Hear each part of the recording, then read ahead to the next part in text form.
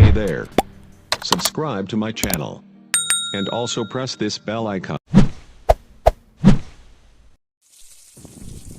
Hello বন্ধুরা, আজকে মাছ রান্না হয়েছে।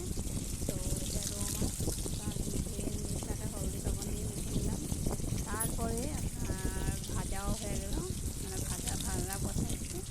তারপরে আলু, বিলাহি আর পেঁয়াজ এই যে তিনটা মিশ্রণ নিলাম। তারপরে জিরা, মরিচ, পেঁয়াজ আর একটু বিলাহি, তারপরে মশলাগুলো দিয়ে নাড়াচাড়া করলাম একটু। করার পরে মাছ কাটা একটু পরে দিব। এটা একটু মানে পুরো মাখা হতে লাগে। তারপরে শুকনো করে দিতে হয় মশলাটা, ভাজাটা সুন্দরভাবে হয়ে যায় লাল টকটকা করে। তারপরে এই তো বাসন ধোয়া হয়ে গেল। আমার কালো মরিচ লাগছে গাছে।